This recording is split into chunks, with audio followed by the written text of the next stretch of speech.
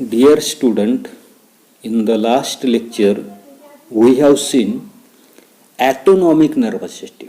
मागचा असणारा जो काही तास जो आहे तर त्या मागच्या तासाला पण त्या ठिकाणी स्वायत्त अशा प्रकारची असणारी काही चेतासंस्था जी आहे तर ते चेतासंस्था त्या ठिकाणी पाहिली.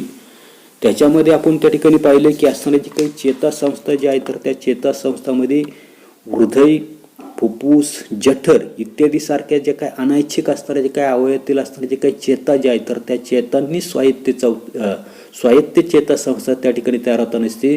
आणि ह्या जे काही असणारे जे काही अवयव जे आहेत, उदाहरणार्थ हृदय असेल, फुफ्फुस असेल, जठर असेल, तर याचे नियंत्रण जे आहे तर ते नियंत्रण आपल्या इच्छेवर त्या ठिकाणी असत नाही. त्याच्यानंतर आपण असणारे जे काही रिफ्लेक्स ॲक्शन जे आहे तर ते रिफ्लेक्स ॲक्शन कशा पद्धतीने त्या ठिकाणी घडून येताना असते याच्याविषयीची असणारी जी काही माहिती जी आहे तर ती माहिती आपण त्या ठिकाणी मागच्या तासाला त्या ठिकाणी पाहिली.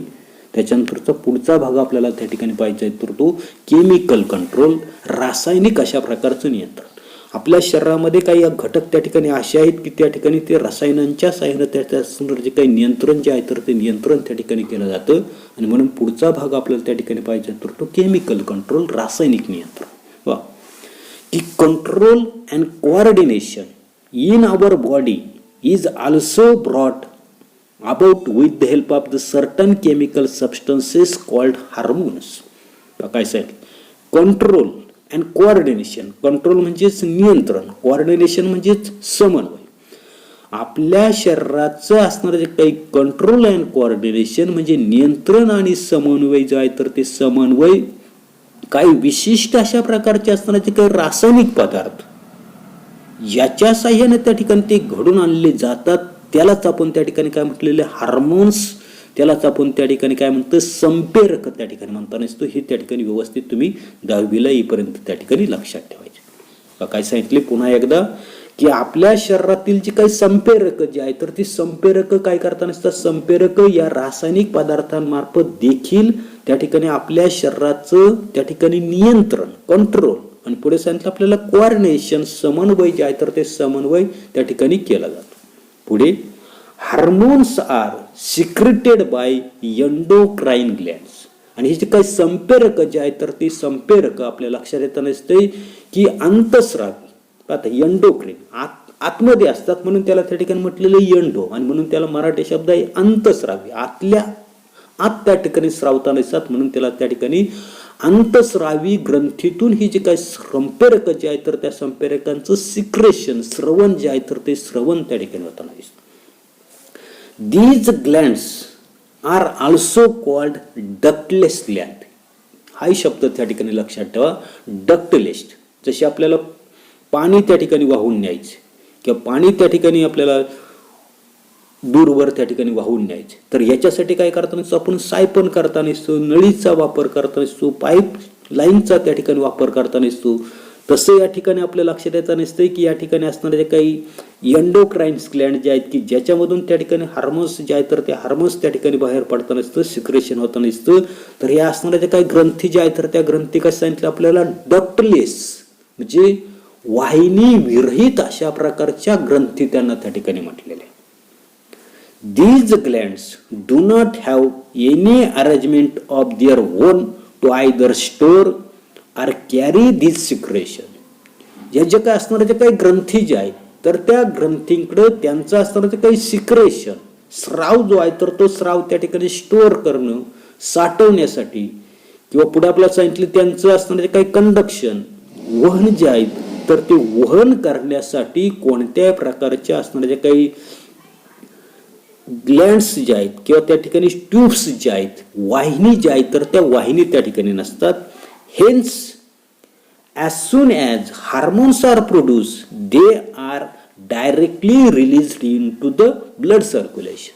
आणि म्हणून त्या ठिकाणी ती तयार झाल्याबरोबर, स्रवल्याबरोबर ही जी काही संप्रेरक जे आहे तर ती संप्रेरक काय सांगितले सरळ रक्तप्रवाह जो आहे तर त्या रक्तप्रवाहामध्ये त्या ठिकाणी ती मिसळली जातात. Thus, though the endocrine glands are present at specific location in our body, their secretion reach all part of the body via blood. आता काय सांगितले? काय सांगितलेले? Though These endocrine glands are present at specific location in our body. म्हणजे जी काही संप्रेरक जी आहे तर ती संप्रेरक जरी ठराविक ठिकाणी जरी असली, स्पेसिफिक लोकेशनला आपल्या शरीरामध्ये त्या ठिकाणी जर असली, तर पुढे कसं सांगितलंय, their secretion reach all part of the body via blood. परंतु त्यांचा असणारा जे काही स्राव जो आहे तर तो स्राव काय केला जातो, किंवा ती संप्रेरक जी आहेत तर ती रक्ताद्वारे शरीराच्या सर्व भागापर्यंत त्या ठिकाणी ती पोहोचवली जातात.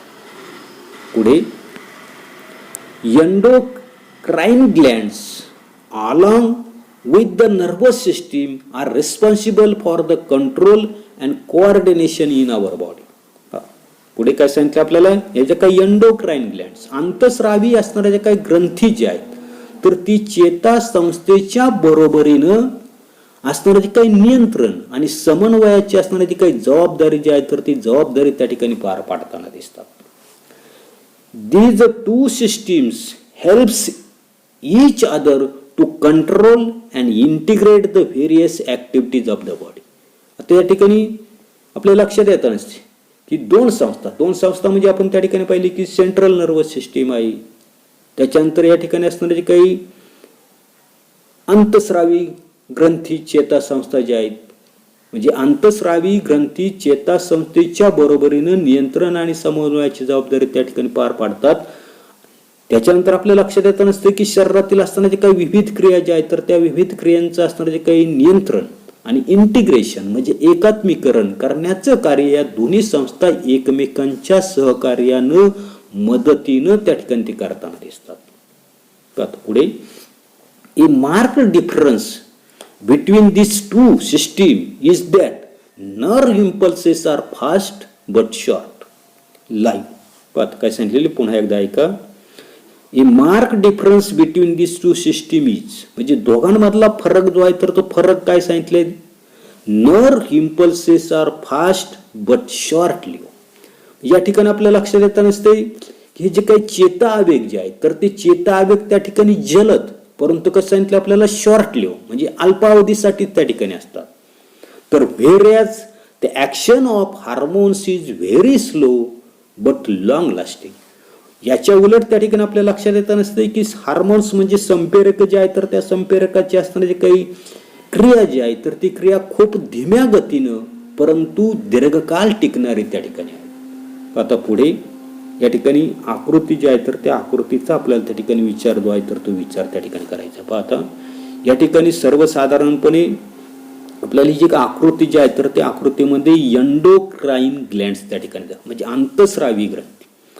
आता एक त्या ठिकाणी लेफ्ट जी आहे तर ती लेफ्ट त्या ठिकाणी फिमेलची आकृती आहे, राईट जी आहे तर ती मेलची आकृती आहे. म्हणजे स्त्री आणि पुरुष अशा प्रकारच्या दोन असणारे जे काही डायग्रॅम्स जे आहेत तर त्या डायग्रॅम्स आपल्याला त्या ठिकाणी दोघांमध्ये असणारे जे काही ग्रंथी जे आहेत हार्मोन्स जे आहेत तर ते हार्मोन्स त्या ठिकाणी वेगळेले. त्याच्यानंतर एंडोक्राइन्स ग्लँड्स जे आहेत तर त्या सुद्धा काही भागांमध्ये त्या ठिकाणी वेगवेगळे आहेत. तर त्या कोणकोणत्या आहेत त्याच्यामुळे काय नेमका त्या ठिकाणी फरक होताना दिसतो किंवा ह्या जे काही आंतरस्रावी ग्रंथीचं असणारं जे काही स्थान त्यांचं असणारं जे काही कार्य जे आहे तर ते कार्य आपल्याला त्या ठिकाणी पाहिजे. आता ही आकृती जी आहे तर त्या आकृतीमध्ये आपल्या लक्षात येत नसते की दोघांमधला डिफरन्स जो आहे तर तो डिफरन्स आपल्याला त्या ठिकाणी लक्षात घ्यायचा आहे.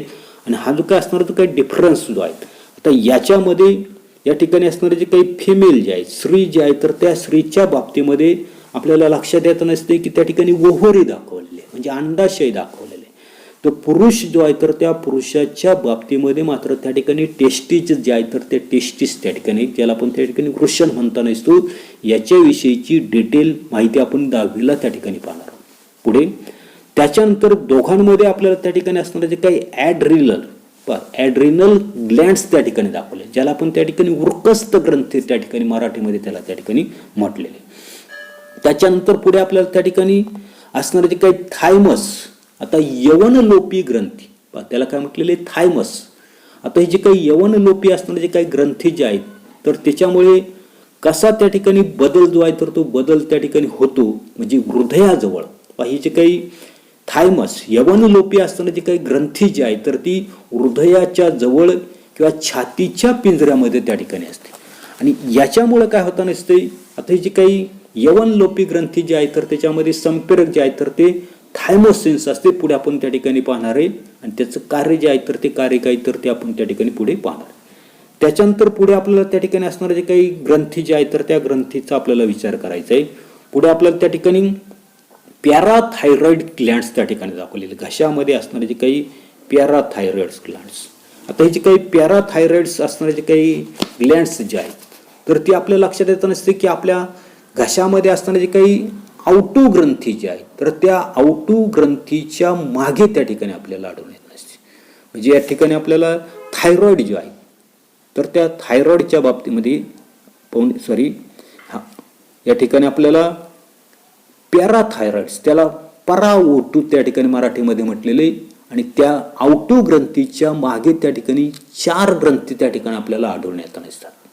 त्याच्यानंतर पुढचं आपल्याला त्या ठिकाणी पाहायचंय तर पिट्युटरी ग्लँड्स. पाहता या ठिकाणी दोघांच्या बाबतीमध्ये त्या ठिकाणी पिट्युटरी ग्लँड्स जे आहेत तर त्या पिट्युटरी ग्लँड्स ज्या आहेत तर त्याला आपण त्या ठिकाणी पियूषिका ग्रंथी त्या ठिकाणी म्हटलेले. आता हे जे काय असणार ते काही पिट्युटरी ग्लँड्स जे आहेत तर आपण पियूषिक म्हणजे मेंदू जो आहे तर त्या मेंदूच्या तळाशी आपल्याला त्या ठिकाणी पिट्युटरी ग्लँड्स जे आहेत तर त्या पिट्युटरी ग्लँड्स त्या ठिकाणी दाखवलेले आहे. त्याच्यानंतर पुढे आपल्याला मेंदूच्या वरच्या भागामध्ये या ठिकाणी आपल्याला हायपोथॅलमस, काय म्हटलेले, हायपोथॅलमस अशा प्रकारची ग्रंथी जी आहे तर ती ग्रंथी म्हणजे अधोचेतक वरच्या बाजूला त्या ठिकाणी आहेत.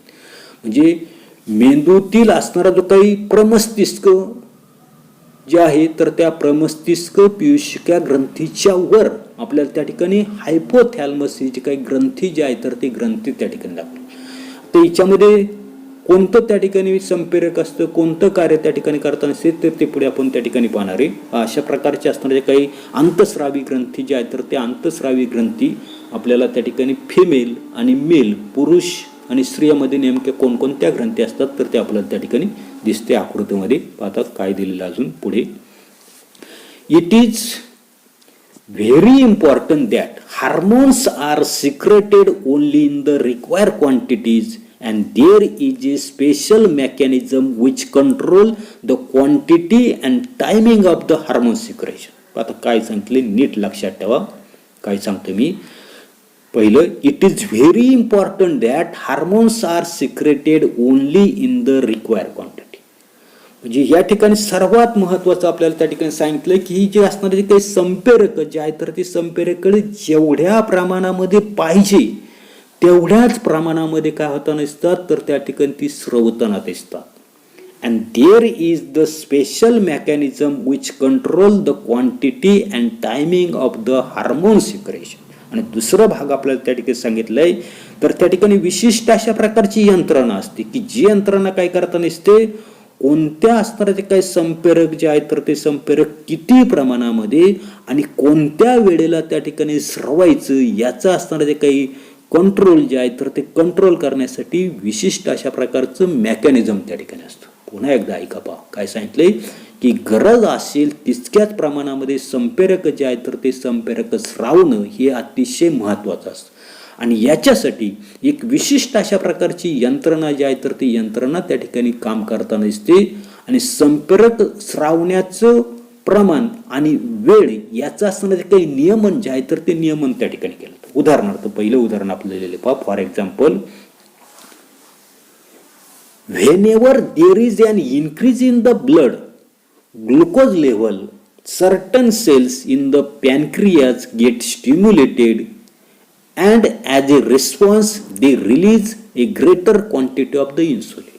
आता इथे उदाहरण आपल्याला त्या ठिकाणी दिलेले आहे. काय दिलेले की रक्तामध्ये असणारे जे काही ग्लुकोज जे आहे तर त्या ग्लुकोजचं प्रमाण म्हणजे साखरेचं प्रमाण त्या ठिकाणी वाढलं तर काय होतं नसतं, काय सांगितलंय की certain cells in the pancreas get stimulated. तर अशा वेळेला त्या ठिकाणी स्वादुपिंड जे आहे तर त्या स्वादुपिंडामधील पेशींना त्याची त्या ठिकाणी जाणीव जी आहे तर ती जाणीव त्या ठिकाणी होताना दिसते. आणि काय सांगितले, as a response they release a greater quantity of the insulin. आणि हा जो काही उद्दीपन जे आहे तर त्या उद्दीपनाला प्रतिसाद म्हणून या पेशी जे आहे तर त्या पेशी काय करताना दिसतात, जास्त प्रमाणामध्ये इन्सुलिन जे आहे तर त्या इन्सुलिनची निर्मिती जी आहे तर ती निर्मिती त्या ठिकाणी करताना दिसतात. पुढे आता युजिंग ICT म्हटलेले Using the following websites and with the help of your teacher, prepare a proper PowerPoint presentation on the human excretory system and the structure of the human brain and present in the classroom. पाहतं या ठिकाणी खाली दिलेल्या ज्या काही website ज्या आहेत, nationalgeographic.com, त्याच्यानंतर webmed.com, livescience.com, ह्या ज्या काय असणाऱ्या ज्या काही वेबसाईट ज्या आहेत तर त्या वेबसाईटवरून तुम्ही त्या ठिकाणी मानवी उत्सर्जन संस्था, मानवी मेंदूची रचना याच्या साहाय्याने असणारे जे काही चित्र जे आहेत तर ते चित्र त्या ठिकाणी डाउनलोड करून त्या ठिकाणी पॉवर पॉईंट प्रेझेंटेशन जे आहे तर तुम्ही त्या ठिकाणी ते करू शकता. तर एवढाच असणारा तो काही भाग जो आहे तर तो भाग आपण या तासाला पाहणार आहोत. पुढील भाग पुढील तासाला पाहू. धन्यवाद.